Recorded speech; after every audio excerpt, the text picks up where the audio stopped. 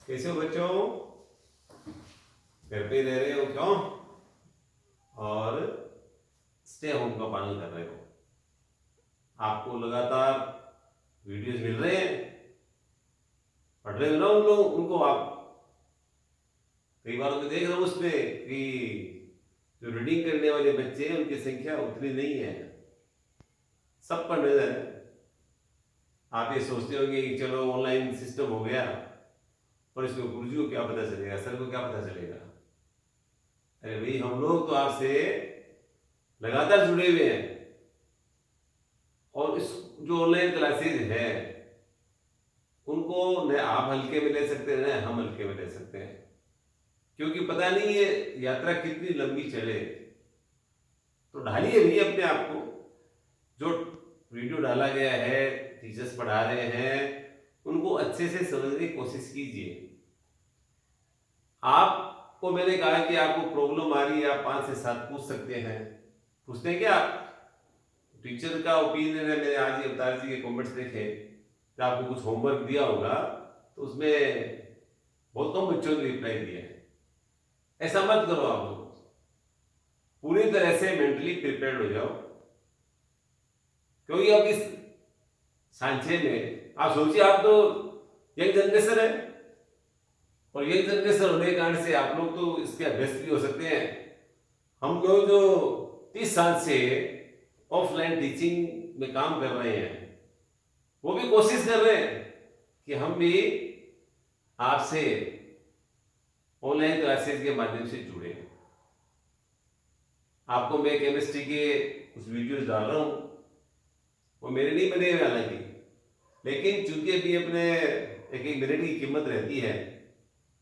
पहले ही लेसन आप ये जो बोर्ड पे देख रहे हैं, ये अपने 12वीं का पूरा मैंने यूनिट्स लिखी है। कुल 18 यूनिट्स हैं, और 18 यूनिट्स में जो मैंने इधर लिखी है 5 यूनिट्स, ये लगभग फिजिकल केमिस्ट्री से संबंधित है।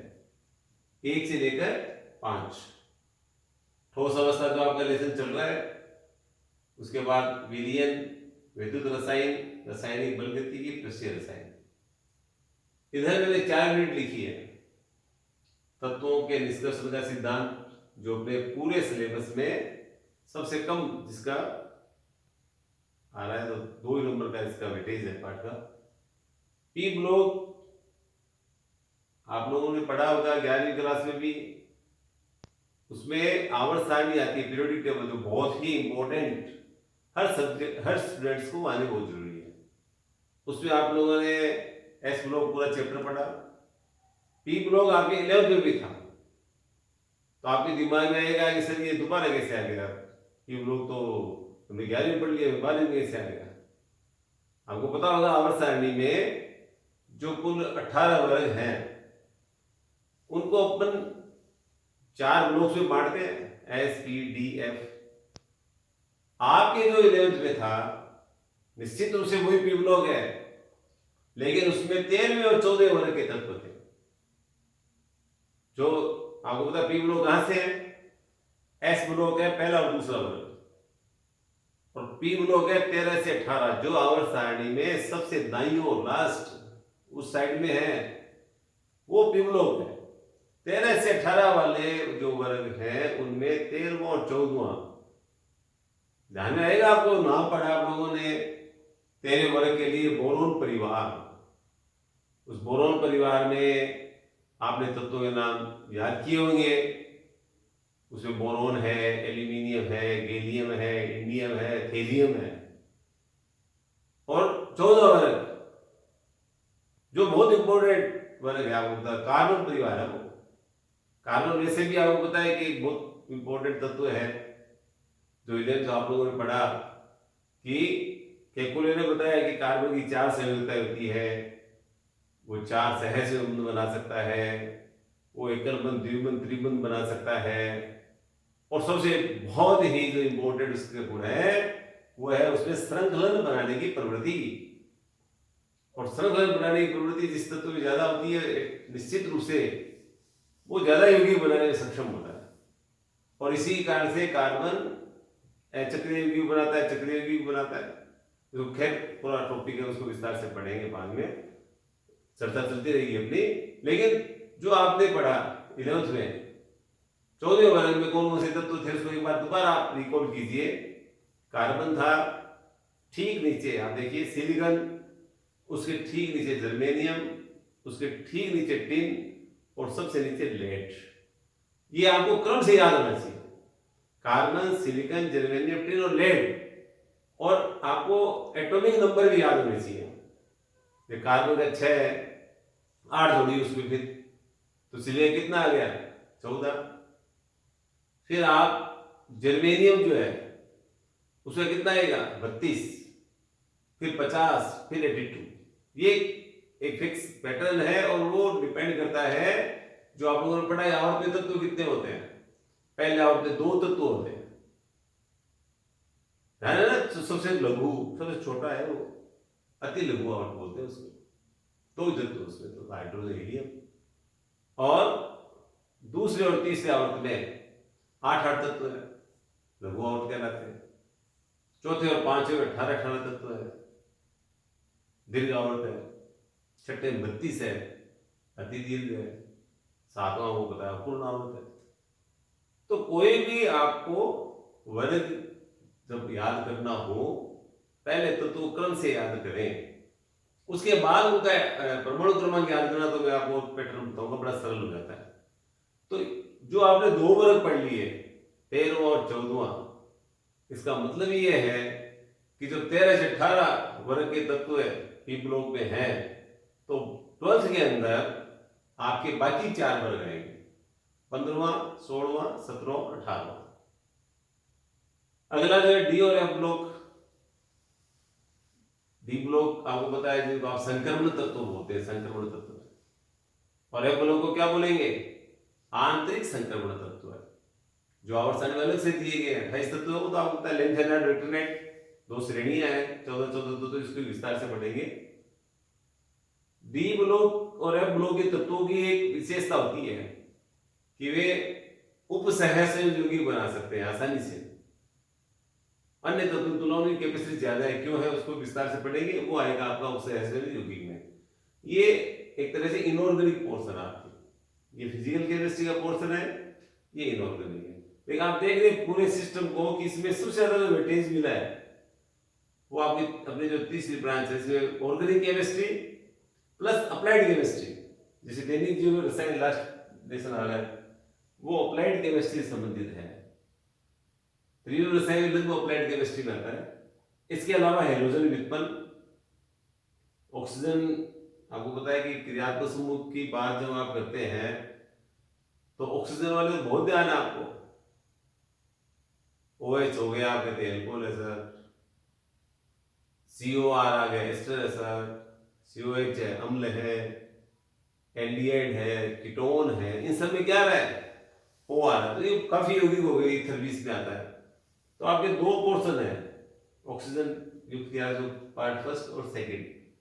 फर्स्ट के अंदर 3 यौगिकों के बारे में ज्यादा विस्तार से है दरअसल, एल्कोहल, ईथर और फिनोल।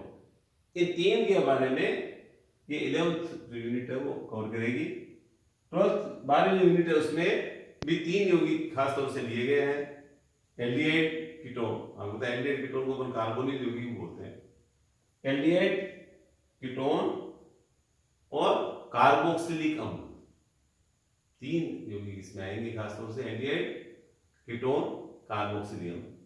नाइट्रोजन क्रियात्मक समूह वाले यौगिक में जिसमें नाइट्रोजन और क्रियात्मक, जैसे आपने पता एमीन, एमीन में क्या होगा, NH2 लिखते हो आप प्राथमिक एमीन के लिए, तो ये 3 होते हैं। जैसे ये लिखा आपने, इनमें भी आपको अंतर शायद 11th में आप लोगों ने पढ़ा होगा, ये तीनों एमीन है दरअसल, लेकिन तीनों में क्या अंतर रहा, ये प्राथमिक एमीन है, ये द्वितीयक एमीन है और ये तृतीयक एमीन है। तो इसका मतलब ये एमीन जब पढ़ोगे तो कौन से भाग में आएगा, नाइट्रोजन युक्त क्रियात्मक समूह। इसी तरह से ये यौगिक है, मान लीजिए इसमें आप देखिए N आ रहा है, ये N एमाइड है, CONH2 क्या होता है एमाइड, ये लिखा आपने CN, इसका मतलब साइनाइड है। CN क्या हो गया? साइनाइड। और वहीं पर आपने ये लिखा NC, तो क्या हो गया? Iso cyanide. इसमें भी देखो दोनों में नाइट्रोजन आ रहा है, एमीन में भी आ रहा है, एमाइड में भी आ रहा है, साइनाइड, आइसोसाइनाइड। इसके अलावा दो और समूह जो जैसे ये समूह आ गया, नाइट्रो समूह कहलाता है। इसको क्या कहेंगे? ये है नाइट्रो। और ये आपने इसको ऐसे लिखा तो ये कहलाता है नाइट्राइट, ये कहलाएगा नाइट्राइट। तो ये सारे किसमें आएंगे? नाइट्रोजन युक्त क्रियात्मक समूह वाले कार्बनिक यौगिक में। अगली J है जिसमें आपके 3-4 चीज आएगी। जो प्रोटीन के बारे में आएगा, इसमें एंजाइम के बारे में आती है बात, इसमें विटामिन की बात भी आती है, इसमें ग्लूकोज फ्रुक्टोज की संरचना आती है, इसमें आप जो चीनी खाते हो ना मीठी वाली शर्करा, उसके बारे में इसी पार्ट में आता है। माल्टोस भी इसी में आएगा। दूध में जो लैक्टोज मिलता है वो भी इसी लेसन में आएगा। जीवन भी एक अपने आप में काफी इंपॉर्टेंट लेसन है। पॉलीमर, बहुलक। बहुलक का मतलब बहुत सी इकाइयां जुड़ के बड़ा अणु बन जाए, सीधी सीधी परिभाषा में आता है। ये दैनिक जीवन में भी प्लास्टिक के यूज पर काफी चर्चा चल रही है, होना चाहिए नहीं होना चाहिए। इधर आप जैसे मान लीजिए स्विच बोर्ड, उसमें बेकेलाइट के आजकल बोर्ड आ रहे हैं, आप पॉलीथीन की थैलियां लाते हैं, बहुत सी ऐसी रबड़ है, प्राकृतिक हो जाए, कृत्रिम हो जाए, संश्लेषित हो, ये सारे इस यूनिट के अंदर आएंगे बहुलक में, जो काफी उपयोगी अपने दिए रहता है। त्रिविम रसायन में संभाव्यता के बारे में आप लोगों ने पढ़ा हुआ है, 11th में भी आया था। कार्बनिक यौगिक खासतौर से संभाव्यता गुण प्रदर्शित करते हैं, और वो दो भागों में बांटा गया था, संरचनात्मक और त्रिविम संभाव्यता। वो से दो भाग थे खासतौर से, संरचनात्मक और त्रिविम। दरअसल इसे 3 कर दिया आजकल, संरचनात्मक, त्रिविम संभाव्यता और सरूपण। संरचनात्मक संभाव्यता आप लोग 11th में पढ़ चुके हैं, जिसमें याद कीजिए आप, श्रृंखला संभाव्यता थी, स्थिति संभाव्यता थी, क्रियात्मक संभाव्यता थी, मध्यावयवता थी और चलावयवता थी। ये 5 प्रकार मैंने बोले हैं, ये संरचनात्मक संभाव्यता के प्रकार हैं। कौन कौन से बोले भी? सुना आप लोगों ने? मैंने बोला श्रृंखला संभाव्यता, क्या बोला मैंने? श्रृंखला पहला। दूसरा स्थिति संभाव्यता, पहले क्या बोला मैंने? श्रृंखला संभाव्यता। दूसरा फिर सुनिए, स्थिति संभाव्यता। तीसरा बोला क्रियात्मक संभाव्यता। तो 3 कौन कौन से बोल दिए? श्रृंखला संभाव्यता, स्थिति संभाव्यता, क्रियात्मक संभाव्यता। चौथी है मध्यावयवता, जो आप लोगों ने पढ़ा हुआ है, पढ़ेंगे और पढ़ेंगे, दोबारा पढ़ने में बात नहीं, आपको ध्यान में ही जाता है। इथर के अंदर ये बहुत ज्यादा पाई जाती है। और चलावयवता, जिसका एक नाम बहुत प्रचलित है, पढ़ा नहीं आपने ढंग से 11th में, मुझे पता है। कीटोइनोल चलावयवता। कितने बच्चों को ध्यान में आ रहा है? तो सोचना आप लोग, मेरा ये वीडियो सुन रहे तो आप दिमाग में लेना कि हाँ संभाव्यता पढ़ी, उसमें श्रृंखला, स्थिति, क्रियात्मक, मध्यावयवता, चलावयवता नाम आया, उसके एग्जाम्पल्स दिमाग में लाना। नहीं आता तो इसको रिविजन में अपन लेंगे। स्वरूपण भी है इसमें, ये भी आपके नोट में आ गया। आपने एल्केन की बारे में पढ़ा। एल्केन जो है खासतौर से एथेन की आपके कोर्स में एग्जाम तो दिया हुआ था, और उसमें ऐसे स्वरूपण नाम है, स्वरूपण, और उसमें 2-3 तरह की संरचना भी थी। उस स्वरूपण संभाव्यता को यहाँ एज इट इज से लिया गया है, जो किताब में 11वीं वाले में छुपा हुआ है, वो की वो बात 12th वाली में वापस रिपीट है, जिसमें आपके साइक्लोहेक्सेन का उदाहरण भी बहुत काफी इंपॉर्टेंट है, जो आएगा। दैनिक जीवन रसायन रोजाना काम है, उठते हैं, आजकल तो काफी आ रहा है, जोड़ देके आ रहा है, बार बार साबुन से हाथ धोइए, आपके पाठ्यक्रम में। कपड़े धोने बड़े स्केल में विज्ञापन आते हैं, अमिताभ बच्चन बोलते हैं घड़ी के बारे में, एक घड़ी का विज्ञापन आता है थैली ली हुई, तो क्या है उसमें डिटर्जेंट का विज्ञापन है, वो डिटर्जेंट आपके पाठ्यक्रम में है। ये अभी डोनाल्ड ट्रंप इस कोरोना महामारी के दौरान भारत से उस दवाइयों की गुहार कर रहा है कि हमें ये मेडिसिन दे दो, आप मलेरिया वाली दे दो। किसमें आता है ये दैनिक जीवन रसायन में आता है, चाहे वो पैरासिटामोल हो, चाहे एस्प्रिन हो, चाहे अन्य औषधियां हो, वो पूरा आपके पाठ्यक्रम में आएगा। इसमें क्योंकि ये कोरोना जाएगा तो जीवन अलग रंगों से रंगना है, रंगा जाएगा, तो रंजक भी अपने आते हैं इसके अंदर। अब मार्जक है, साबुन है, रंजक है, औषधियों के बारे में काफी डिटेल में है, ये आपके दैनिक जीवन के रसायन में आता है। तो इस तरह से कुल अपने ये जो यूनिट्स हैं इनको अपने को सिस्टमेटिक ढंग से देखिए तो कोई कठिन नहीं है। 11th कठिन होती है, एक खास बात बताता हूँ आपको, 11वीं क्लास में आपको लगी होगी केमिस्ट्री काफी बोरिंग सब्जेक्ट है, और कैसे याद करेंगे इसको? देखिए, याद करने के लिए सबसे जरूरी बात होती है उस सब्जेक्ट के प्रति आप अपने दिमाग में ये बात निकाल दो कि बोरिंग होता है। हम कोशिश करेंगे, यहां बैठ के यदि आप और हम कोशिश करें तो क्या है, संभव है।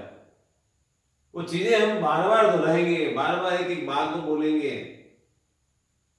आप लोग बोलेंगे कि सर आयरन विभव पढ़ा 11वीं में, कंफ्यूजन हो रहा है, करना क्या आयरन विभव का मतलब क्या है? तो परमाणु है, विलगित परमाणु है, बाह्यतम कोश से इलेक्ट्रॉन निकाल अपने क्या करेंगे यहाँ, और थोड़े प्रोटॉन थोड़ी निकलने हैं, न्यूट्रॉन। ये नाभिक को मत छेड़िए भाई, नाभिक को छेड़ेंगे नाभिक विखंडन हो जाएगा, इलेक्ट्रॉन तक रहा सारी बात। तो सबसे ढीला निकले कौन सा इलेक्ट्रॉन? मैंने आपको यदि ध्यान में एक क्लास करी दी हो तो मैंने बताया कि यदि किसी दांत हिल रहे हैं तो सबसे जो दांत सबसे ज्यादा हिल रहा है उसको सबसे आसानी से निकाला जा सकता है। तो सबसे ढीलाबंदी इलेक्ट्रॉन, चूंकि उस पर नाभिक आकर्षण क्या हो गया, कम हो गया, तो उस इलेक्ट्रॉन को निकालने के लिए आपको कम ऊर्जा देनी पड़ेगी। ऐसे आप किसी भी चीज को पढ़ सकते हैं, काफी इंटरेस्टिंग केमिस्ट्री है। अपन कोशिश करेंगे, मेरे जो प्लानिंग रहेगी उसके हिसाब से ये लेसन, इसके मैं आपको वीडियो भेज ही रहा हूं, तो मुझे लगता है एक बार आप वो वीडियोस देखते रहे तो एक लेसन आपका चलता रहे। मैं ज्यादा फोकस भी करना चाह रहा हूं क्योंकि ये काफी यूनिट्स हैं, आधे के लगभग, और अपना जो ऑर्गेनिक केमिस्ट्री का है, और ऑर्गेनिक केमिस्ट्री 11th में भी काफी बच्चे बोलते हैं कि हमें ज्यादा दिक्कत है उनमें। तो मैं चाहूंगा कि इसका मैं वीडियो भेजूं जो दूसरे के द्वारा तैयार किए होंगे, बाद में भी इसको क्लियर करूंगा आपके, और मैं जो लेसन स्टार्ट करूंगा कल से वो करना चाहूंगा यहां से। लेकिन इस लेसन को करने से पहले 2 दिन मेरी क्लास चलेगी 11th में, जो आपके ऑर्गेनिक का पोर्शन है।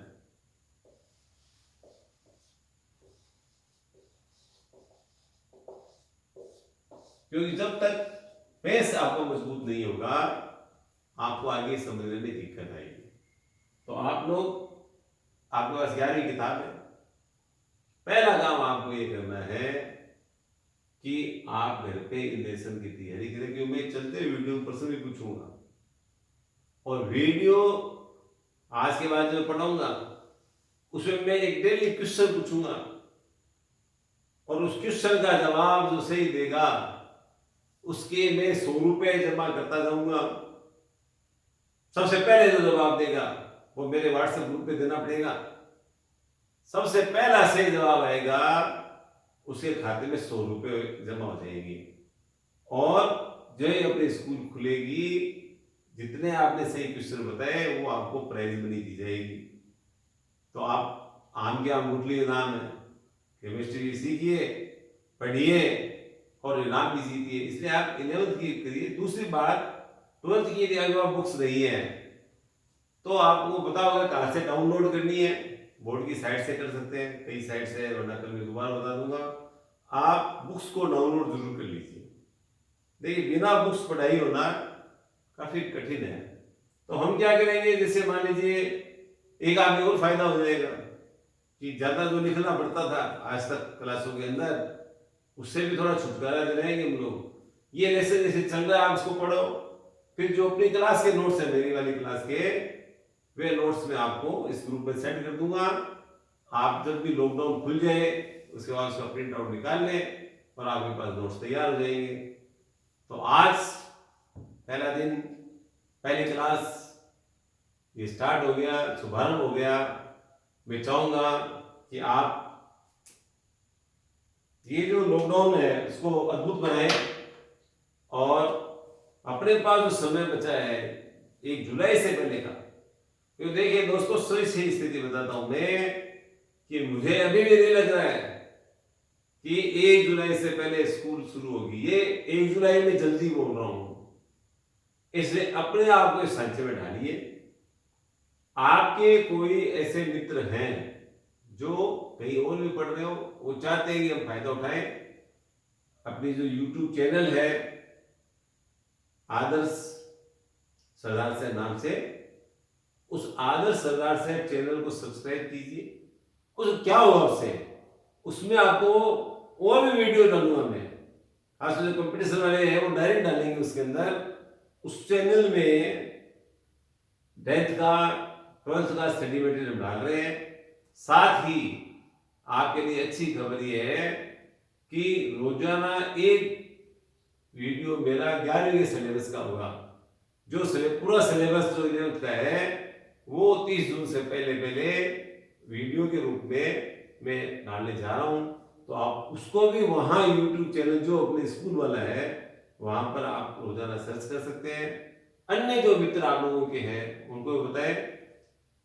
और आप सब लोग देखिए घर बैठ के पढ़ने कर, बहुत से लोग हैं, जैसे मैं राहुल दुगुड़ का बहुत बड़ा एग्जाम्पल कई बार देता हूं। उस बच्चे ने घर बैठ करके इसी तरह से पढ़ाई करके IIT के अंदर ऑल इंडिया में 318 रैंक प्राप्त की। आप लोग जो यार ये वीडियो देख रहे हैं उनसे ये अपील रहेगी